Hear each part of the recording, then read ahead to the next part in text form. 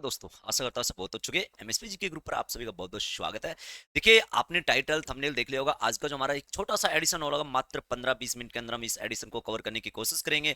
हम बात करेंगे हिंदुस्तान के अंदर संवैधानिक विकास की, जो आपने सीरीज हमारी क्लास के अंदर पढ़ी है, ऑफलाइन क्लासों में पढ़ा है। तो उनके हिंदुस्तान के एग्जाम में, भारतीय प्रतियोगिता परीक्षा में, हिंदुस्तान का चाहे कोई भी एग्जाम हो, चाहे एनडीए का, सीडीएस का, असिस्टेंट कमांडेंट का, सीजीएल का, सीपीओ का, टीजीटी का, पीजीटी का, या state example for exam Haryana में बात करें हम, हरियाणा सीईटी वगैरह का। तो इन एग्जामों में इस टॉपिक से जितने क्वेश्चन आए हैं, किस टॉपिक से?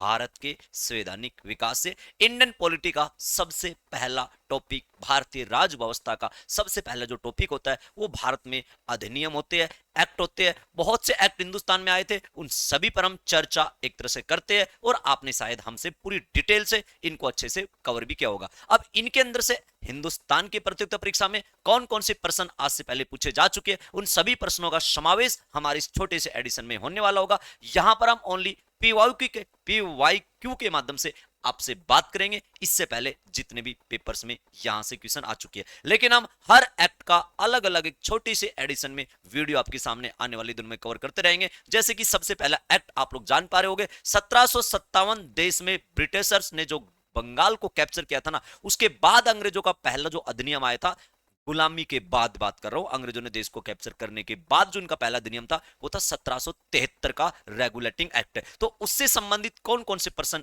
एग्जाम में आ चुके हैं, बैक उन सभी के बारे में हम आपसे बात करना चाह रहे हैं। उम्मीद करोगे हमारी वॉइस वगैरह बिल्कुल ओके होगा, सब कुछ क्लियर होगा। जो भी फर्स्ट टाइम हमें दृष्टिगोचर कर रहे हैं फिलहाल इस समय, आप लोग हमारे चैनल को सब्सक्राइब कर देना, साइड में बेल आइकन दबा देना, जिससे आने वाली वीडियो के नोटिफिकेशन आपको समय पर मिलते रहेंगे। तो चलो बात करते हैं हम आज के इस सेशन में, यानी कि एक्ट से संबंधित पीवाईक्यू, और एक्ट है 1773 का। ठीक है, फर्स्ट क्वेश्चन जैसे कि आप लोग स्क्रीन पर देख पा रहे हो, क्या क्वेश्चन है मेरे भाई?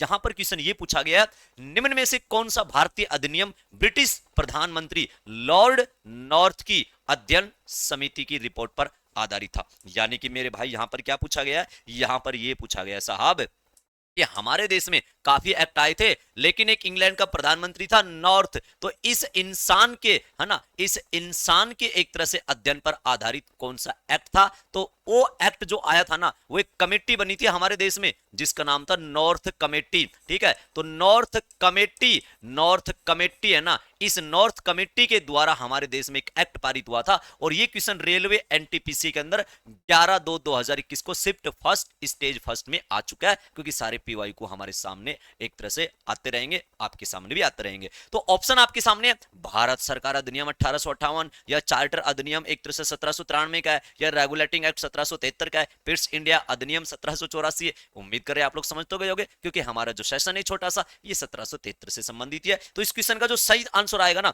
वो तो हम बात कर देते क्या, 1773 रेगुलेटिंग एक्ट। अब देखो एक्ट का पूरा डिटेल फैक्चुअल तरीके से, बिंदास तरीके से, कंसेप्चुअल तरीके से, हर तरीके से हमने आपको पढ़ा रखा है। क्योंकि भारतीय राजव्यवस्था सबसे छोटा सा टॉपिक होता है, आसान सा टॉपिक है हिंदुस्तान में, जिसकी जिसमें सबसे आसान टॉपिक हिंदुस्तान के अंदर पॉलिटी होता है ना, और उसका सबसे पहला टॉपिक वो एक्ट है। एक्ट से पॉलिटी एक तरह से आप पढ़ोगे तो आपको फायदा मिलेगा, ऐसे तो पढ़ने में तो कहीं से पढ़ लो, लेकिन एक्ट जो है ना, यहां से स्टेप टू स्टेप अगर चीजें आप लोग करते हो, रट्टाफिकेशन करने वाले नहीं हो, तो एक्ट से पढ़ना हमेशा एक तरह से, मैं कह रहा हूं कि भाई साहब 20-30% पॉलिटी तो आपकी एक्ट में खत्म हो जाती है, बाकी तो एक तरह सिंपल सिंपल जो बालक बालक याद करके बैठ जाता है। ठीक है, तो देखो अब हम इसमें क्या बात कर रहे हैं, रेगुलेटिंग एक्ट अधिनियम 1773। हिंदुस्तान के अंदर जो 1773 का रेगुलेटिंग एक्ट है, ये ब्रिटिश प्रधानमंत्री किस कमेटी के द्वारा? नॉर्थ की कमेटी। ठीक है, ब्रिटिश प्रधानमंत्री नॉर्थ था, तो इसकी कमेटी के द्वारा लाया गया था। और कमेटी का नाम पता क्या था? उस कमेटी का नाम था गुप्त कमेटी, है ना, या गुप्त समिति। तो गुप्त समिति के नॉर्थ जो प्रधानमंत्री है,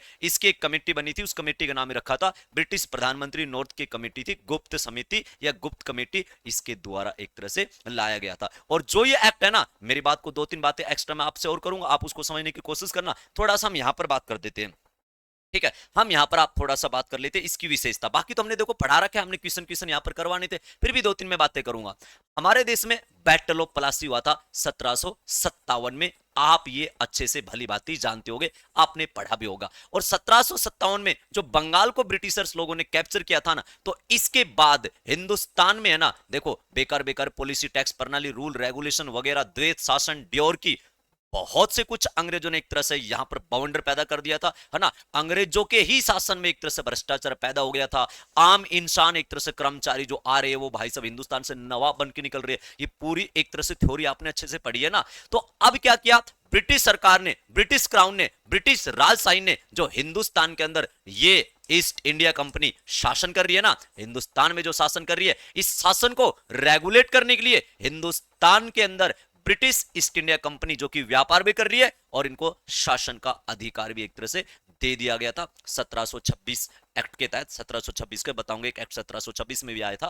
तो मैं क्या कह रहा हूं, गुलामी के बाद शासन भी कर रहे हैं हिंदुस्तान में, है ना। तो अब जो एक तरह से भारत में शासन कर रहे, व्यापार कर रहे, इसको रेगुलेट करने के लिए, हिंदुस्तान के शासन प्रशासन को रेगुलेट करने के लिए हिंदुस्तान के अंदर एक एक्ट आया जिसको 1773 में लाया गया था। उसी को 1773 का रेगुलेटिंग एक्ट के नाम से जाना गया। तो रेगुलेटिंग एक्ट है ना। अब देखो, जो बच्चे हमसे इसको पढ़ चुके डिटेल से, वो तो हमने सारा पढ़ा ही रखा, आपको क्वेश्चन के माध्यम से बात कर रहा हूं ओनली थोड़ा समय। तो 1773 का रेगुलेटिंग एक्ट, ये हिंदुस्तान में, ठीक है, हिंदुस्तान में गुलामी के बाद फर्स्ट अधिनियम, हमारे देश में या बैटल ऑफ प्लासी के बाद अंग्रेजों के द्वारा भारत में लाया गया फर्स्ट अधिनियम, यही 1773 का रेगुलेटिंग एक्ट था। इस बात को एक तरह से थोड़ा सा आप लोग मेरे हिसाब से समझ पाएंगे, समझ जाओगे। अब देखो इसमें क्या हुआ था, बहुत सी चीजें हुई थी। जैसे कि मैं आपसे बताऊं कि जो कंपनी के एक तरह से, ठीक है, जो कंपनी के व्यापारी थे ना, कंपनी के एक तरह से जो व्यापारी थे, है ना, कंपनी के अंदर जो एक तरह से कर्मचारी थे, कंपनी के अंदर जो कर्मचारी थे ना, कर्मचारी, उनके लिए एक रूल बन गया कि कोई भी कर्मचारी कंपनी का हिंदुस्तान में अपना कोई भी निजी व्यापार एक तरह से नहीं करेगा, कोई भी निजी व्यापार नहीं करेगा, है ना। ये सारी बातें हुई। पहले क्या था, कंपनी के अंडर में काम कर रहे हैं और भाई साहब खुद के अपने एक तरह से व्यापार खोल के बैठ गए थे, ठीक है, भाई साहब खुद एक तरह कमाने लग रहे हैं, कंपनी भाई साहब सत्यानाश हो रहा है। पढ़ा है ना टॉपिक, देखो टॉपिक पढ़ना होना चाहिए सबसे पहले, टॉपिक पूरा डिटेल आपने कवर कर रखा है। तो ये मैं कह रहा हूं बालक लागेंगे क्वेश्चन आपको रियल में भाई साहब, पूरा डिटेल एक तरह से अच्छे से कवर करा करो क्लासों के अंदर, तो अपने आप ही सारी चीजें कवर हो जाती है, ठीक है। तो कर्मचारी के निजी व्यापार पर एक तरह से क्या कर दिया, रोक लगा दी, रिश्वत एक तरह से लेना है वो बंद करवा दिया था, ठीक है। तो बहुत सी चीजें इस एक्ट में एक तरह से घटित हुई थी। तो पहला यहां पर एक तरह से हम बात कर रहे हैं कि किस कमेटी के तहत आया, ठीक है, और पहला एक्ट है। इतनी बात आप लोग समझ पाए, मेरी बात को समझ जाओगे। तो 1773 का रेगुलेटिंग एक्ट देश में गुलामी के बाद हिंदुस्तान में लाया गया अंग्रेज सरकार का पहला एक्ट 1773 का रेगुलेटिंग एक्ट है। अब इससे संबंधित एक तरह से कई क्वेश्चन है, हम देखो इसमें और भी डिटेल है, ऐसा मत मानना कि इतना इतना ही डाटा पूरा पूरा का पूरा है। लेकिन अभी क्वेश्चन बैंक एक छोटे से एडिशन के माध्यम से, क्वेश्चन बैंक के माध्यम से हम आपके सामने आए, ठीक है। एंकर बैंकर एक तरह से रूल बने थे, है ना, और नोट्स भी इसके हमने आपको दे रखे हैं, आपने पढ़ा भी होगा। अब देखो वही क्वेश्चन दे रखा है कि रेगुलेटिंग एक्ट पारित कब किया गया, तो रेगुलेटिंग एक्ट 1773 में एक तरह से पारित किया गया था। 1773 में रेगुलेटिंग एक्ट एक तरह से ये पारित हुआ था, ठीक है। तो एक सिंपल सी बात ही है। और देखो और बात करते हैं, निम्नलिखित अधिनियम में से प्रथम बार किसमें गवर्नर जनरल ऑफ बंगाल के पद हेतु प्रावधान किया गया, ठीक है। देखो गवर्नर जनरल ऑफ बंगाल के पद हेतु प्रावधान किया गया, ठीक है। तो ऑप्शन आपके सामने सेम वही है, ठीक है। तो आंसर इसका रेगुलेटिंग एक्ट 1773 आएगा। अब इसको थोड़ा सा हम आपको समझाते हैं, आप थोड़ा सा समझने की कोशिश करना। देखो मेरे भाई, आप थोड़ा सा समझना, मैं आपको एक चीज बता रहा हूं, आप थोड़ा सा कवर करना। जैसे कि ये है, ठीक है, ये मैंने प्लस बनाया है ना, ये एक तरह से बंगाल, हिंदुस्तान के अंदर बंगाल एक अंग्रेजों के शासनकाल में बंगाल एक प्रांत हुआ करता था। देश में एक बहुत बड़ा प्रांत था बंगाल, राजनीतिक में, आर्थिक में, सामाजिक में, कल्चर में, धार्मिक में, जनसंख्या में, क्षेत्रफल में हिंदुस्तान का सबसे बड़ा प्रांत कौन सा था, बंगाल। और इस बंगाल को है ना अंग्रेज कैप्चर कर कब कर लेते हैं, इस बंगाल को ही अंग्रेज कैप्चर कब कर लेते हैं मेरे भाई, इस बंगाल को अंग्रेज कैप्चर कर लेते हैं 1757 में। आप लोग सभी जानते हो बैटल ऑफ प्लासी 1757 में हुआ था, ठीक है। अब इस समय ना एक अंग्रेज सेना का सेनापति था, अंग्रेज सेना का सेनापति जिसका नाम था रॉबर्ट क्लाइव। एक स्वर्ग जैसे बंगाल को छल कपट धन दौलत पद और लालच के बदले ये रॉबर्ट क्लाइव क्या करता है, बंगाल को अपने एक तरह से साइड में कर लेता है और नवाब सिराजुद्दौला को हरा देता है। क्योंकि नवाब सिराजुद्दौला के ही लोग एक तरह से धोखा कर गए थे, आप लोग जानते होंगे, उनके महलों में काफी व्यापारी है, उनके खुद का सेनापति है, ये आपने अच्छे से पढ़ा है, हमसे विद स्टोरी पढ़ा है। तो जो रॉबर्ट क्लाइव है ना, अब देखो ये बंगाल एक स्वर्ग जैसा बंगाल है ना, कुछ चंद अंग्रेजों ने नरक बना दिया,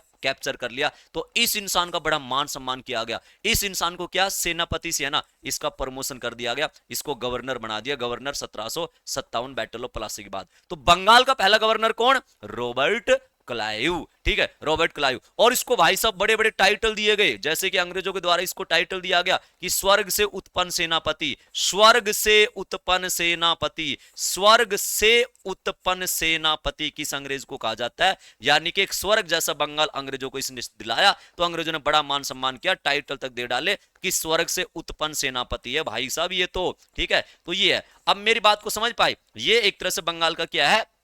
गवर्नर है। लेकिन समय के अकॉर्डिंग क्या हुआ, हमारे देश में आपने सबने पढ़ा होगा एक तरह से कि हमारे देश में अंग्रेजों के शासनकाल में प्रारंभ में 3 प्रेसिडेंसी हुआ करती थी। एक तो कलकत्ता प्रेसिडेंसी, और एक प्रेसिडेंसी हुआ करती थी मद्रास प्रेसिडेंसी, और एक प्रेसिडेंसी हुआ करती थी मेरे भाई बंबई प्रेसिडेंसी। ठीक है, बंबई प्रेसिडेंसी। तो अब जो ये 1773 का एक्ट भारत में आया था, जो ये 1773 का एक्ट आया था ना, इसी 1773 के एक्ट में पता क्या बोल दिया गया कि जो बंगाल का गवर्नर होगा, सुन रहे मेरी बात को, जो बंगाल का गवर्नर होगा ना, जैसे बंगाल का पहला गवर्नर तो कौन है? Robert Clive. ऐसे एक बंगाल का गवर्नर आया जिसका नाम था वारेन हेस्टिंग्स, जिसका नाम था वारेन हेस्टिंग्स। ठीक है, अब जो ये वारेन हेस्टिंग्स है ना, 1773 ईस्वी के समय बंगाल का गवर्नर कौन है? Warren Hastings. अब इसको पता क्या कह दिया गया कि भाई तू बंगाल का गवर्नर तो होगा ही होगा, लेकिन तू आज के बाद है ना कलकत्ता, मद्रास एंड ये जो बॉम्बे है ना, इन तीनों प्रेसिडेंसियों को भी संभालेगा। यानी कि जो बंगाल का गवर्नर है ना, बंगाल का जो गवर्नर है वो इन तीनों प्रेसिडेंसी का भी गवर्नर एक तरह से बना दिया। और भाई साहब इस गवर्नर पद का नाम चेंज हो गया, और पद का नाम क्या हो गया? जी, यानी कि गवर्नर जनरल। पहले क्या था? ये पहले बंगाल में गवर्नर थे, लेकिन जब तीनों प्रेसिडेंसी कलकत्ता, मद्रास, बंबई का भी इसको कार्यभार सौंप दिया गया, तो इसका भाई साहब पोस्ट का नाम भी चेंज हो गया, इसको गवर्नर जनरल बना दिया गया। तो क्या कहलाया? बंगाल का पहला गवर्नर जनरल वारेन हेस्टिंग्स, और बंगाल का पहला गवर्नर सीधा पूछे तो रॉबर्ट क्लाइव। तो अब क्वेश्चन यहां पर ये है, ये एक सारा का सारा सांग किस एक्ट के तहत हुआ था? ये मेरे भाई 1773 रेगुलेटिंग एक्ट के तहत हुआ था। और बाकी क्लास ऑफलाइन में तो इसका पूरा डिटेल आपने हमसे ले ही रखा है। तो 1773 रेगुलेटिंग एक्ट के तहत बंगाल के गवर्नर को, ठीक है, तीनों प्रेसिडेंसी का गवर्नर जनरल बनाया गया। अब बंगाल के गवर्नर को गवर्नर जनरल कहा जाने लगा, तो इसने यही तो पूछा है कि गवर्नर जनरल ऑफ बंगाल का पद हेतु प्रावधान किया गया था, किस एक्ट के तहत किया गया था? तो 73 एक्ट के तहत ही तो किया गया था। तो ये बात की जा रही है, मेरी बात को समझ जाओगे। अब देखो, ये बंगाल का गवर्नर जनरल तो बना दिया गया, इतनी बात समझना। एक बात और मैं आपको बताता हूं, ठीक है, और थोड़ा सा आप लोग समझना। अब देखो, ये बंगाल का गवर्नर जनरल तो बन गया, ठीक है, ये गवर्नर जनरल तो बन गया। कौन बन गया? Warren Hastings. ये बंगाल का गवर्नर जनरल तो बन गया, गवर्नर जनरल तो बन गया मतलब। लेकिन अब क्या हुआ, इसकी सहायता के लिए, ठीक है, इसकी सहायता हेतु, अब देखो पूरा टॉपिक हो जाएगा वैसे तो, है ना, लेकिन फिर भी थोड़ा सा, है ना, एक मेन मुद्दे पर बात कर लेते हैं। टॉपिक क्लासों में आपको पढ़ा रखा है, यहाँ पर पीवाई को ऊपर बात करेंगे ज्यादा ज्यादा हम। अब क्या हुआ कि इसकी सहायता के लिए क्या हुआ, इसकी सहायता के लिए ना भाई साहब एक काउंसिल बना दी गई, इसके एक तरह से इसको एक काउंसिल प्रदान की गई। काउंसिल बोले तो हिंदी में परिषद, ठीक है। तो गवर्नर जनरल की सहायता हेतु, है ना, एक गवर्नर जनरल की काउंसिल बनाई गई, यानी कि इसको सलाह मशुरा देने के लिए, ठीक है। जैसे कि मान लो ये भाई साहब एक तरह से गवर्नर जनरल है, अब इस गवर्नर जनरल को सहायता वगैरह प्रदान करने के लिए इसके चारों तरफ कुछ बंदे एक तरह से भेज दिए कि भाई ये एक तरह से तुझे सलाह मशुरा देंगे, और इसके साथ एक तरह से आप मिल बांटकर बंगाल का शासन प्रशासन को चलाना। तो जो बंगाल का पहला गवर्नर जनरल वारेन हेस्टिंग्स बना था ना, तो इसकी सहायता के लिए क्या कह रहा हूं मैं, एक परिषद बनी, एक काउंसिल बनी। और जो काउंसिल बनी थी ना, उसमें मेरे भाई 4 मेंबर थे, 4 मेंबर। एक तो खुद गवर्नर जनरल हो गया, प्लस इसके अलावा 4 और थे, ठीक है। तो टोटल कितने हो गए? 5। अब जो 5 थे ना, उनके नाम याद करने हैं। एक तो वारेन हेस्टिंग्स से हो गया। अब ये जो भी बंगाल में शासन प्रशासन करते थे ना,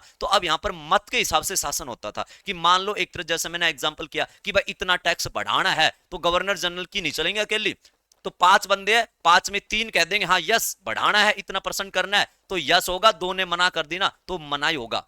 चाहे मना कर, दो में चाहे गवर्नर जनरल क्यों ना हो, वो मना ही माना जाएगा, यानी कि वोटिंग का एक तरह से यहाँ पर रोल है, ठीक है। तो अब कौन कौन बंदे थे, है ना, गवर्नर जनरल की काउंसिल में मेंबर कौन कौन थे, उनके नाम एक तरह से आप लोग याद कर लेना। नाम बता रहा हूं मैं, एक इंसान था जिसका नाम था लेफ्टिनेंट जनरल कैल्विन, ठीक है, बड़े बड़े पेपरों में इनके क्वेश्चन आ जाते हैं, एसएससी में सीधा सीधा आ जाता है। तो लेफ्टिनेंट जनरल कैल्विन नाम का बंदा, इसको कैल्विन के नाम से भी आप लोग एक तरह से कई पब्लिकेशन बुक में देख लोगे, है ना। तो लेफ्टिनेंट जनरल कैल्विन या कैल्विन, तो लेफ्टिनेंट जनरल कैल्विन एक भाई साहब का नाम है। एक इंसान हुआ करता तो दूसरे नाम, ठीक है, दूसरा कौन था, दूसरा था जॉर्ज, जॉर्ज मॉनसेन, ठीक है, या मानसून से थोड़ा सा याद कर लेना, वैसे मॉनसेन नाम इसका, जॉर्ज मॉनसेन, गवर्नर जनरल की काउंसिल में एक तरह से ये मेंबर है। तीसरा था फिलिप फ्रांसिस, तीसरा बंदा कौन था, तीसरा बंदा था फिलिप, ठीक है, Philip Francis, Philip Francis.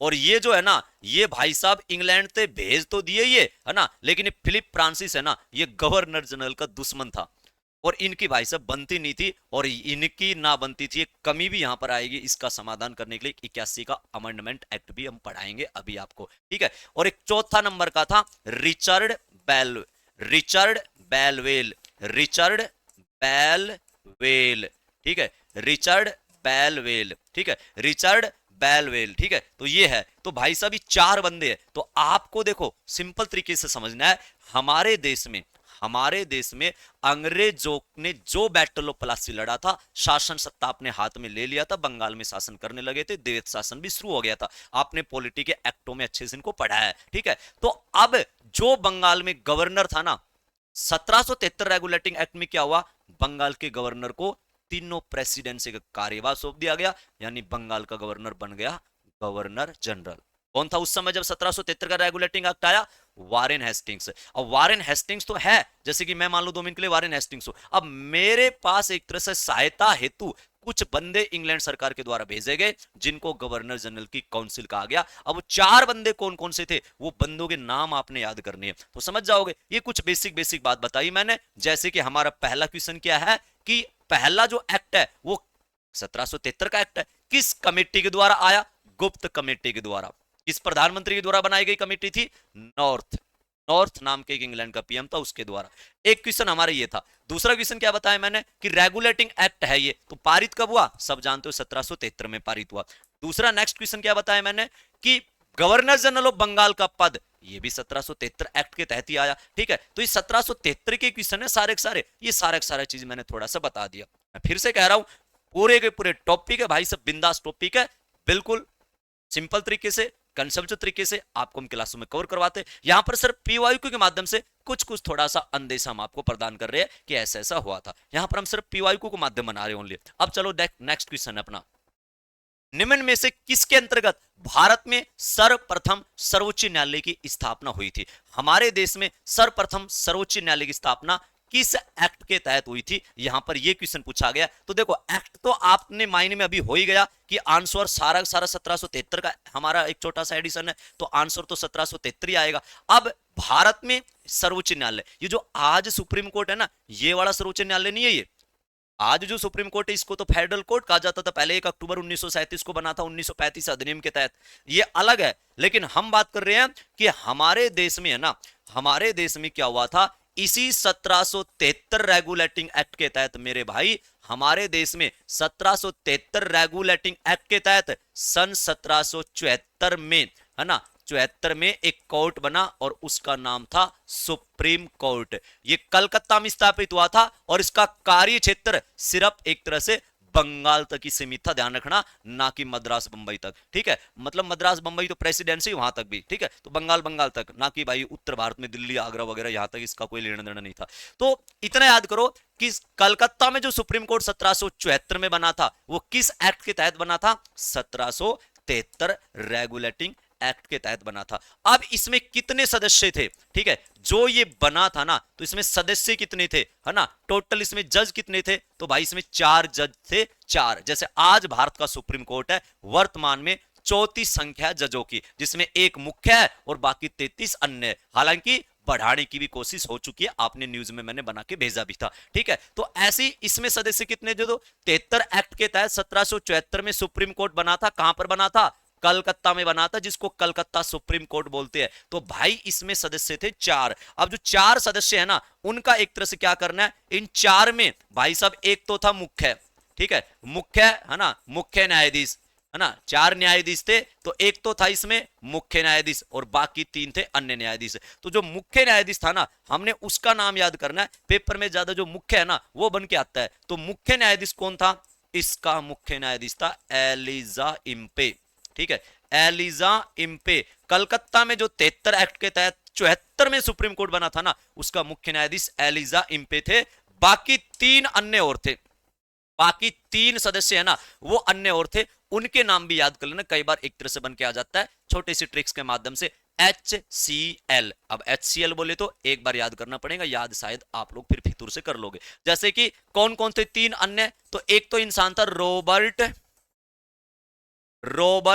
Chamber, Robert chamber. अब देखो चैम्बर से, चैम्बर वैसे भी कोर्टों में होते, चैम्बर से याद कर लेना। एक था जॉन हाइड, ठीक है, जॉन हाइड, ठीक है, जॉन हाइड है ना, जॉन हाइड, मतलब ये 3 अन्य। और एक था ली मैस्टर नाम का बंदा, एक था ली मैस्टर, ली मैस्टर, ठीक है, ली मैस्टर है ना। तो मैंने कहा था ना HCL, देखो H से क्या हो गया, H से हाइड, HC से चैम्बर, L से ली मैस्टर है ना, या वैसे याद हो जाएगा। लेकिन एलिजा इम्पे जो है ना, ये ज्यादा बन के पेपर में एक तरह से आ जाता है। तो अपन क्वेश्चन यहां पर बात कर रहे हैं कि सर्वोच्च न्यायालय कलकत्ता में 1773 रेगुलेटिंग एक्ट के तहत बना था। लेकिन ध्यान रखना, स्थापना जो है ना वो 73 में नहीं हो रही है, 73 में तो रूल बन रहा है, स्थापना इसकी 1774 में हो रही है कलकत्ता के अंदर, जिसको कलकत्ता सुप्रीम कोर्ट कहा गया था। ये कलकत्ता हाई कोर्ट की बात नहीं कर रहे हम, कलकत्ता सुप्रीम कोर्ट की बात कर रहे हैं। और इनके मुख्य न्यायाधीश वगैरह कौन कौन थे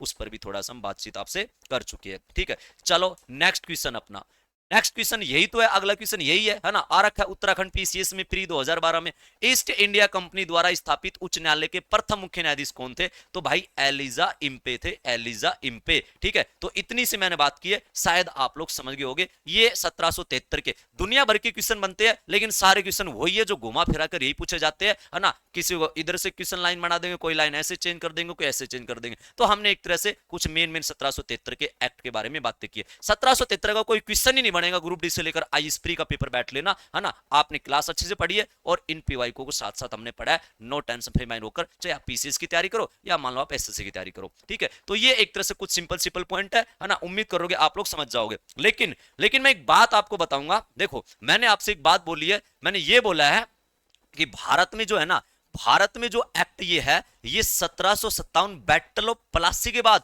अंग्रेजों का पहला एक्ट 1773 में था, 1773 का रेगुलेटिंग एक्ट। और यहीं से आप एक तरह से हमेशा इनको पढ़ते हो। लेकिन एक थोड़ा सा मैं नोट करके एक बात और आपको बता दूं तो, ठीक है, एक नोट करके चीज और यहां पर याद कर लेना। और नोट करके मैं यहां पर एक बात ये कर रहा हूं कि हमारे देश में है ना, इन इंग्लैंड सरकार के द्वारा है ना एक 1726 में एक्ट और आया था।